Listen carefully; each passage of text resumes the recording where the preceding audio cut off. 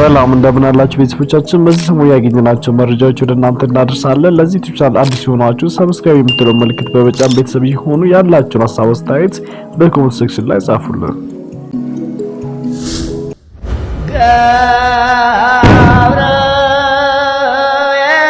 አንዳንዱ የጋብርኤል ስጦታ ብሎ ታክሲ ላይ ይጽፋል። ጋብርኤል ከየት አምጥቶ ይሰጣል? ታዲያ ከየት አምጥቴ ነው የጋብርኤል ስጦታ? በባይብል ውስጥ እና በቁርአን ውስጥ ብዙ ኮመን ነገሮች አሉ። ዘካርያስ ወንድ ልጅ እንደሚወልድ መጥቶ የተናገረው መልአክ ከራሱ አምጥቶ አይደለም፣ ሂድ ተብሎ ነው። ይሄንን መልእክት አድርስለት። ልጅ የማን ስጦታ ነው? አይወድም ጭቅጭቅ። መልአክ እንትን ሰጣለሁ ሙስና እዛ ቀበሌ የለመድከውን ቀበሌ ላይ ጨርስ። የክፍለ ከተማ ስራ አስፈጻሚ መሰለን ዘንጥላ ሰጣለሁ። ዘንጥላ ለዝናብና ለፀሐይ ተጠቀም። መልአክ ደግሞ ዘንጥላ ይዛ ቀረባክ።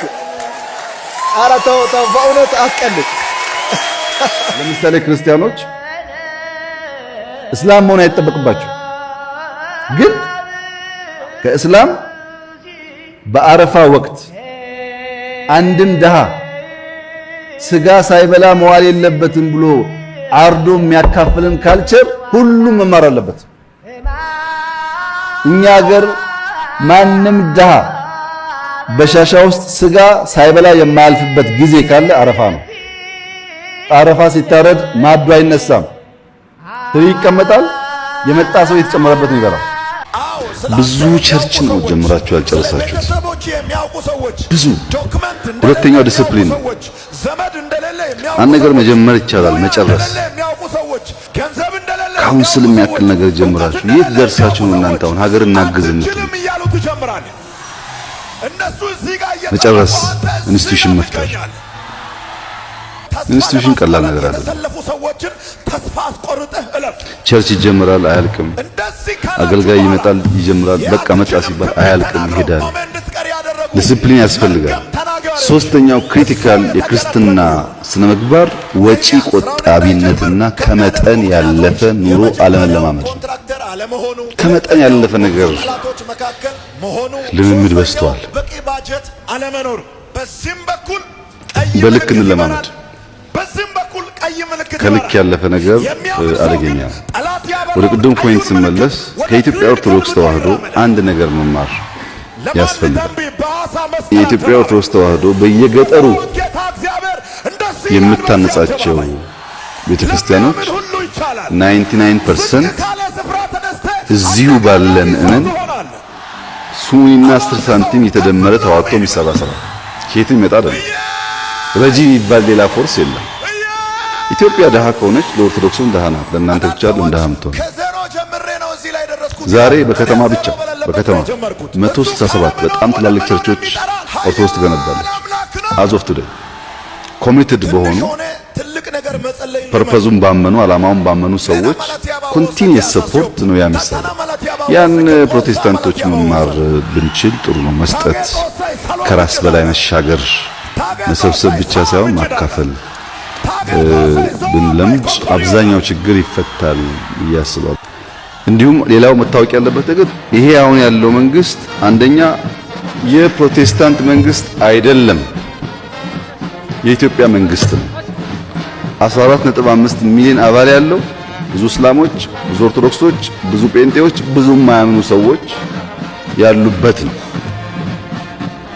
ለምሳሌ ፓርቲያችንን እኔ እናንተ አካባቢ ነኝ፣ ምክትሌ ኦርቶዶክስ ናቸው፣ ሌላው ምክትሌ ሙስሊም ናቸው። በጋራ ነው ፖሊሲ የምናወጣው። የተለየ ባለቤት ለመሆን ማትሞክሩ፣ የተለየ ደጋፊ ነንም አትበሉ። ከናንተ ውስጥ እንደ ዜጋ ይሄ ራዕይ ጠቅመኛው ይፈለገናል ያልፈለገናል መብቱ ነው። እንደዛ ብሎ የሚያስቡ ሰዎችም ትክክል አይደለም። በእምነት ቦታ ላይ የፖለቲካ አመራሮች ሲገኙ እንደ ምእመን ነው መሆን ያለባቸው እንጂ እንደለመዱት መድረክ የሚሻሙበትና ዲስኩር የሚያደርጉበት ከሆነ ይበላሻል። የሄዱ ዲስኩር የሚያደርጉ ፖለቲከኞች ያ መድረክ ለነሱ የተገባ አይደለም፣ አይመጥኑትም መድረኩ ራሱ። መንግስት ህግን ማክበር አለበት፣ ማስከበርም ግዴታው ነው። አንዳንዶች ሰፈራችሁ ውስጥ ሰው ሲደባደብ፣ ሰፈራችሁ ውስጥ አንድ ጎጆ ሲቃጠል ጠቅላይ ሚኒስትሩ ምን እያደረገ ነው ትላላችሁ። ጠቅላይ ሚኒስትሩ የእናንተ ሰፈር ሚሊሻ አይደለም።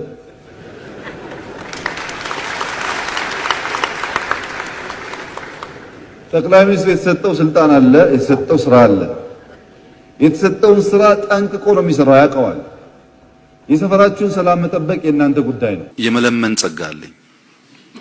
ልመና በጣም የሚሳካልኝ ሰው ነኝ፣ እድሜዬም በሙሉ ማለት ነው። ለምኜ ብዙ አላጣም። ልመና ሱስ የሆነበት ግለሰብና ማህበረሰብ መበልጸግ አይችልም። የሆነ ቦታ ልመናን በቃ ብለን ማቆም አለብን። አስክሬን ሬሳ ዘር የለውም። ሰው ካለ ብቻ ነው ዘር ያለው። ዘር ማለት እኮ ቋንቋ ነው። ዘር ማለት ባህል ነው። ሬሳ ቋንቋ የለውም፣ ባህል የለውም። ሲሞት ስብናውን አጥቶ ሬሳ ነው የሚሆነው። ሬሳንም ኦሮሞ ነህ፣ አማራ ነህ፣ ጉራጌ ነህ ብለህ ማሰብ ሰው አይነት አይደለም። 50 የኦሮሞ ብሔር ተወላጆች፣ 20 የአማራ ብሔር ተወላጆች፣ 8 የጋሞ ብሔር ተወላጆች፣ 2 የስልጤ ብሔር ተወላጆች፣ 1 የጉራጌ ብሔር ተወላጅ፣ 2